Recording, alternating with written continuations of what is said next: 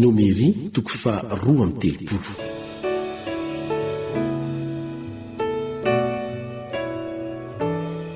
Ny nahazo ny fireneny Robena sy Gada ary ny antsasaky ny fireneny Manase zaratany tao andafy atsinanan'ny Jordana.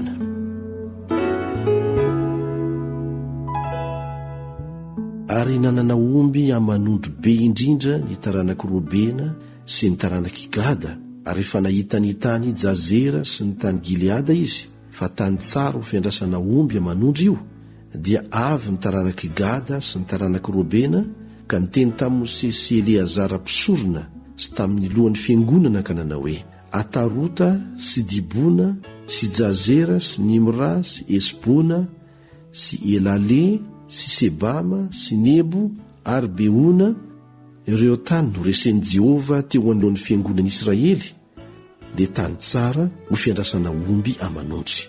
Ary ny mpanomponao manana omby amanondry, dia io koa izy: raha mahita fitio masonao izahay, aoko menanay mpanomponao ho zarataninay io tany io, fa aza ampitaina amin'ny Jordana izahay. Dio Mosesy tamin'ny taranaky Gada sy ny taranaky Robena: ndralahinareo handeha hanafika, ka ianareo kosa hijanona eto va? Nahoana ianareo no mampiketraka ny fony zanak'Israely mba tsy handehanana ho any amin'ny tany izay nomeny Jehova azy? Zany no nataony ny rainareo fony ny rahiko avy tao Kadesy Barnea isafo ny tany izy. Fa raha niakatra hatrany Andohasa Esikola izy ka nahita ny tany, dia nampiketraka ny fony zanak'Israely izy mba tsy handehanana ho any amin'ny tany izay nomeny Jehova azy.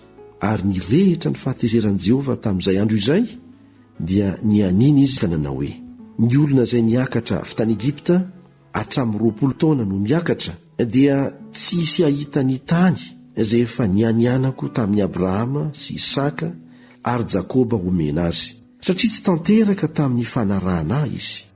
Afa-tsy Kaleba zanaky Jefone Kenizita sy Josua zanaky Nona izay tanteraka tamin'ny fanaranan'i Jehova. Dia nirehitra tamin'ny Israely ny fahatezeran'i Jehova, ka nampirenireny azy tany anefitra 40 taona izy, mandra-pahalany litra ny taranaka rehetra izay nanao ratsy teo imason'i Jehova. Ary indreto ianareo mitsangana isolondrainareo ho taranaka mbola mpanota, hampitombo ny firehetan'ny fahatezeran'i Jehova amin'ny Israely.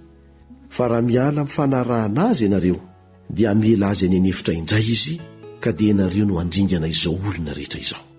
Ary dia nanatona azy izy ireo ka nanao hoe: hanao vala eto izahay ho an'ny omby amanondronay sy tanàna koa ho an'ny zanakay madinika. Fa ny tenanay dia hiomana faingana handroso eo alohan'ny zanak'Israely, mandra-pitondranay azy ho any amin'ny taniny. Ary ny zanakay madinika dia hitoetra amin'ny tanàna mimanda noho ny ponina amin'ny tany. Tsy hody any an-tranonay izahay, mandra-pahazo ny zanak'Israely ny zaratany avy, fa tsy ara-mandray zaratany aminy izahay hatrany andafy ny Jordana no miakandrefana, satria efa azonay aty andafy atsinanan'ny Jordana aty ny zarataninay.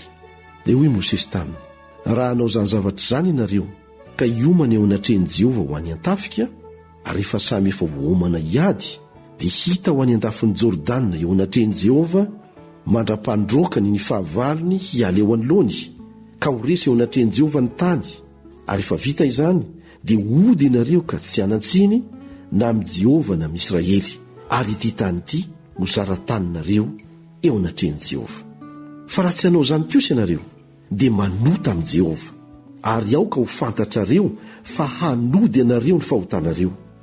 Manaova tanàna ho an'ny zanakareo madinika sy vala ho an'ny ondry amanosonareo, ka ataovy izay naloky ny vavanareo.